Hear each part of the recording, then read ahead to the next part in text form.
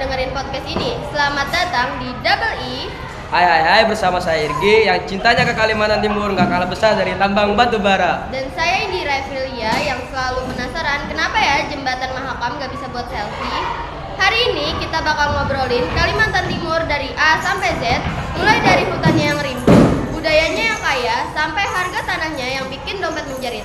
Siap-siap ya, karena kita bakal bongkar fakta-fakta unik tentang Kalimantan Timur yang bikin kalian geleng-geleng kepala. Tapi ingat, jangan baper ya, kita di sini cuma mau ketawa ke TV sambil nambah ilmu.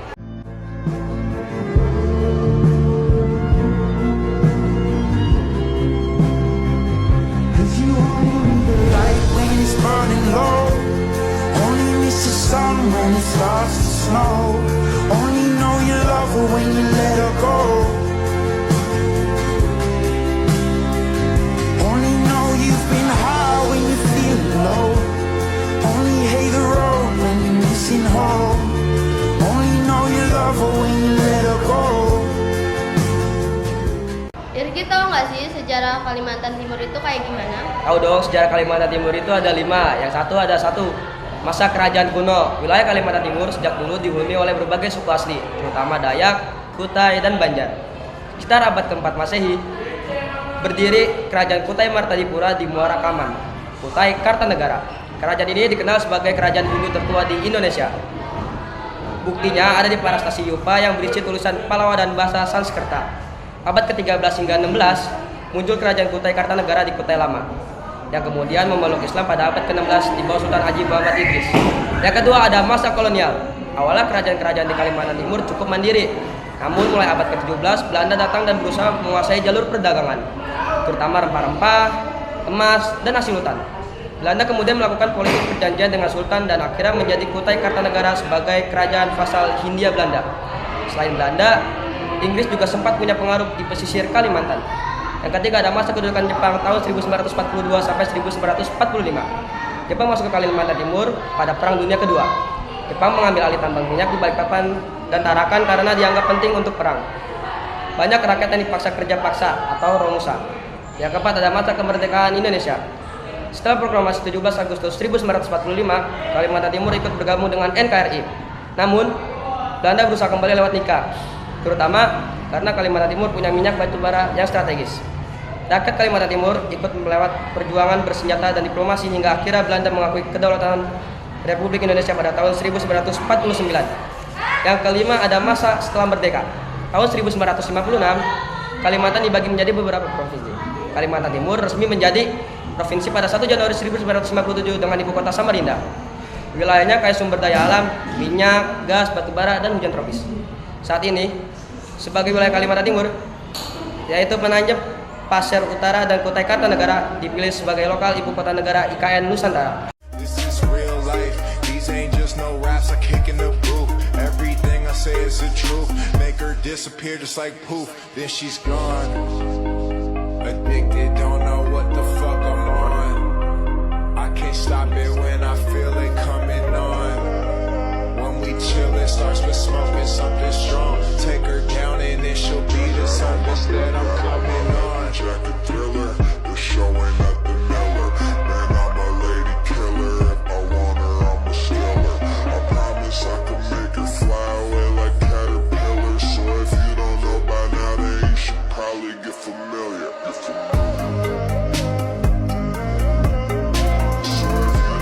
Provinsi di Kalimantan kan banyak.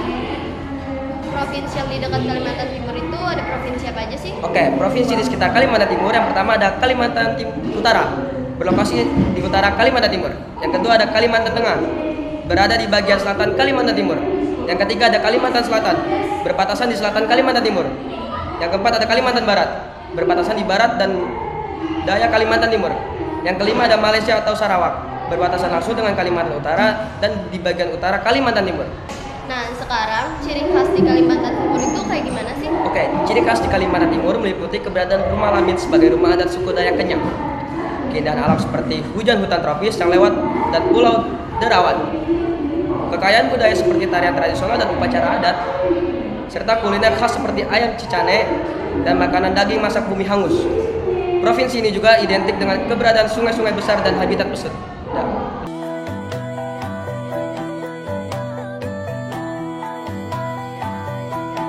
chatting gue tunggu di Alat bawah. musik di Kalimantan Timur itu ada apa aja sih? Oke, alat musik tradisional Kalimantan Timur ada sampe atau sape. Alat musik petik yang mirip gitar, terbuat dari kayu seperti kayu adau dan dihiasi ukiran Dayak. Dimainkan dengan dipetik menggunakan jari dan dapat berkolaborasi dengan alat musik modern. Alat musik tingkilan khas Kutai, gambus. Alat musik petik yang bentuknya mirip gitar, ketipung, alat musik pukul kecil, kendang, alat musik pukul, bagian dari ansambel gamelan, biola, alat musik gesek.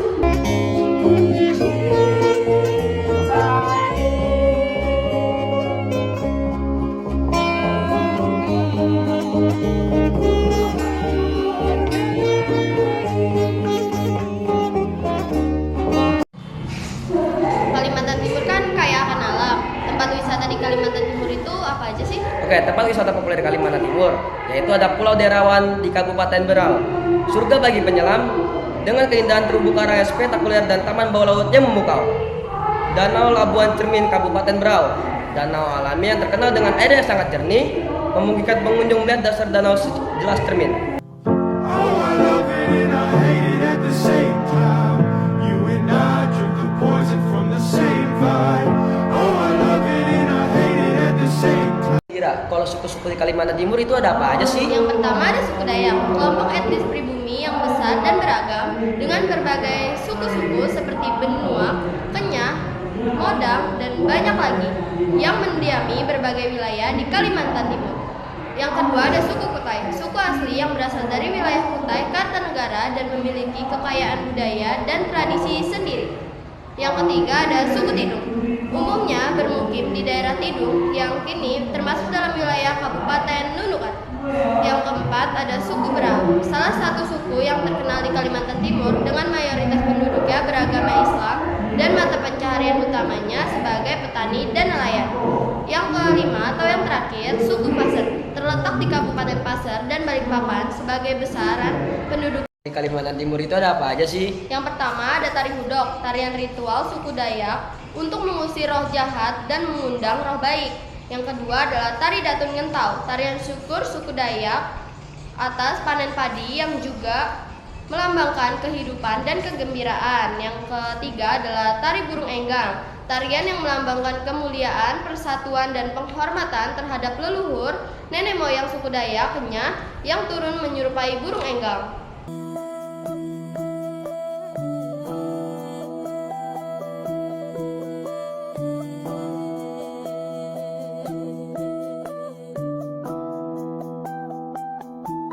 Rumah adat di Kalimantan Timur itu ada apa aja sih? Yang aku tahu cuma dua. Yang pertama ada rumah Kutai Ben Samar.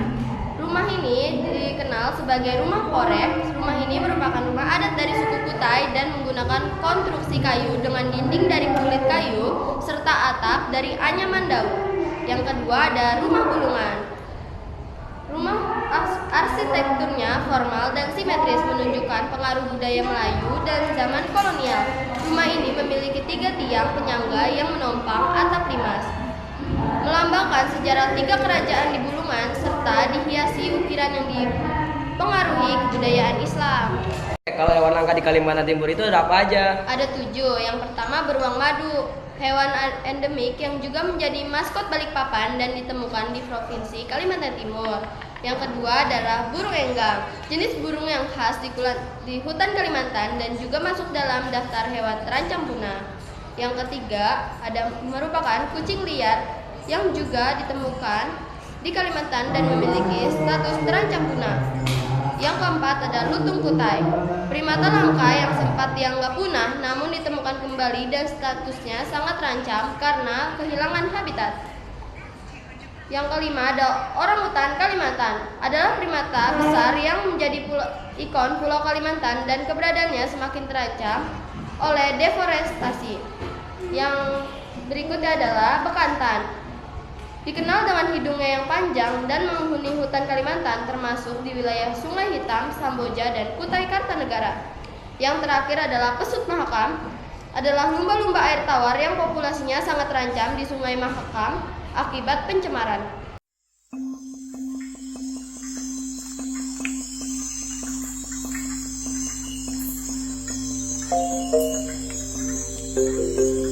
Oke Dira, kalau makanan khas Kalimantan Timur itu ada apa aja sih?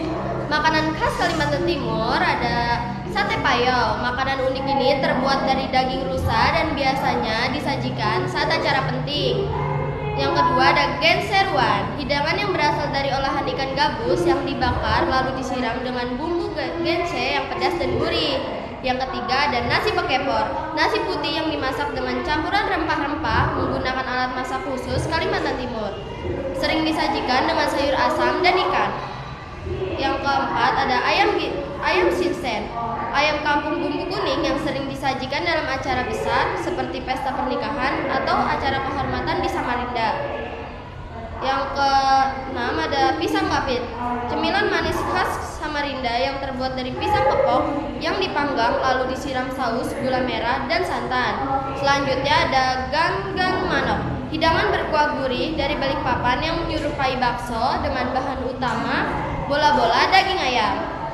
Nah, yang terakhir ada pisang rimbi, cemilan dari Kabupaten Pasir, yaitu pisang yang diasapi di atas bara api hingga berwarna kecoklatan dan beraroma manis.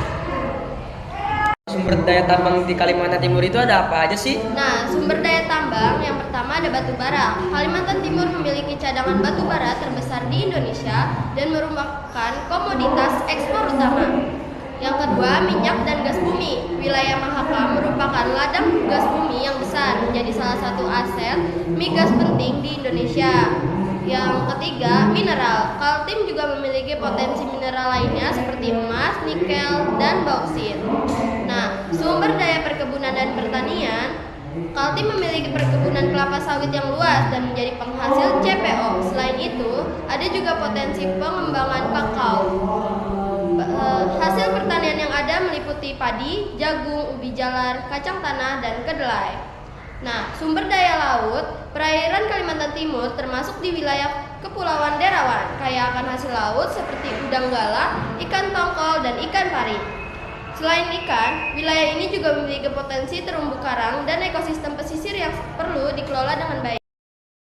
You got me misunderstood, but at least I look this good. Know that you can't be friends. I thought I got to just say yes, you didn't. Know that you first depends. Wait until the night, got a feeling so we feel love. Something else, how we feel love. And maybe how we feel love. Love, how we feel love.